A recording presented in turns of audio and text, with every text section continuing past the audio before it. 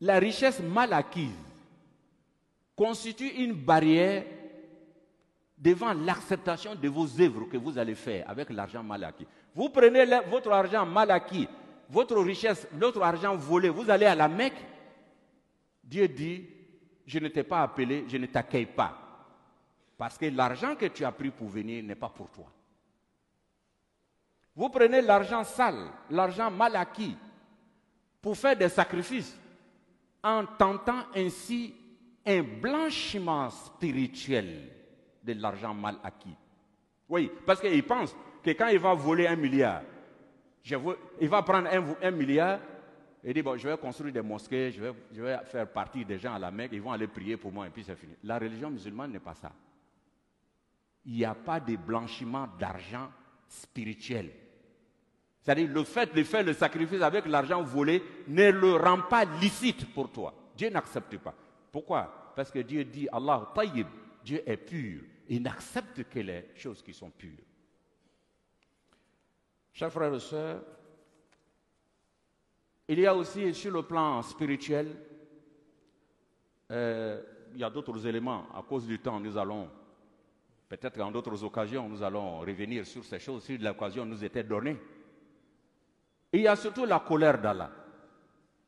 Dieu dit, فَإِن لَمْ تَفْعَلُوا فَأَذَنُوا بِحَرْبٍ مِّنَ اللَّهِ وَرَسُولِهِ.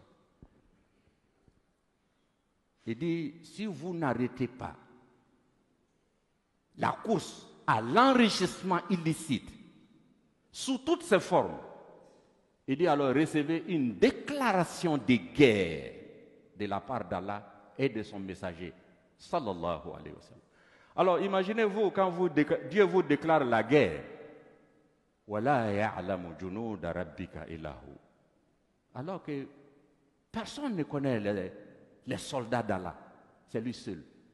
Ça peut être une maladie, ça peut être des inondations, ça peut être des incendies, ça peut être le fait même que les cœurs de vos citoyens ne sont plus ensemble. Donc c'est une menace grave qui est adressée aux hommes individuellement et collectivement. Nous ne pouvons pas supporter de faire la guerre avec Allah subhanahu wa ta'ala. Mais une des causes, c'est l'enrichissement illicite. Alors, on me fait signe. Les conséquences, toujours, sur le plan social, c'est que quand vous avez l'argent illicite, Dieu enlève la baraka. Il est souvent extraordinaire qu'on arrive au cours des voyages, on vous dit, ici c'est la cour d'un tel qui était dans la ville ici, qui était craint, respecté, riche. Mais vous entrez dans leur cour. Tout ce que vous pourrez dire, c'est Allahu Akbar. Parce qu'ayant acquis la richesse mal acquise, sa famille derrière lui a été complètement disloquée, détruite. Les ulémas nous disent que l'argent illicite ne dure pas.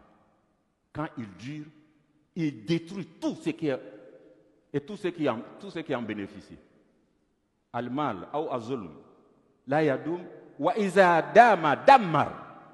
Il ne dure pas dans le temps, mais s'il dure, c'est qu'il est en train de détruire. Qu'Allah nous en préserve, Inch'Allah. Vu ces tableaux peu reluisants, ces causes et ces conséquences graves, quelles sont les solutions? Nous avons une situation non désirée. L'islam nous donne une clé. Lorsque vous avez toujours une situation non désirée et vous voulez changer, Dieu dit La yughayyiru Allahu ma bi qawmin hatta yughayyiru ma bi anfusihim. Commencez d'abord par sensibiliser. Commencez d'abord par parler à l'intelligence des hommes. Chers frères et sœurs, je termine par dire que le croyant musulman, le croyant tout court, quelles que soient les difficultés auxquelles il fait face, ne doit jamais désespérer du soutien d'Allah. Dieu le dit dans le Saint-Coran qu'il ne faut pas désespérer. Dans la sourate 39,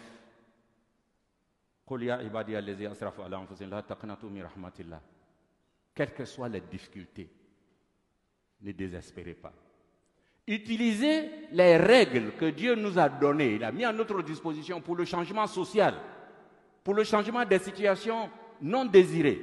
Utilisez ces moyens et confiez-vous à Allah subhanahu wa ta'ala. C'est sur ce mot d'espoir et compte tenu du temps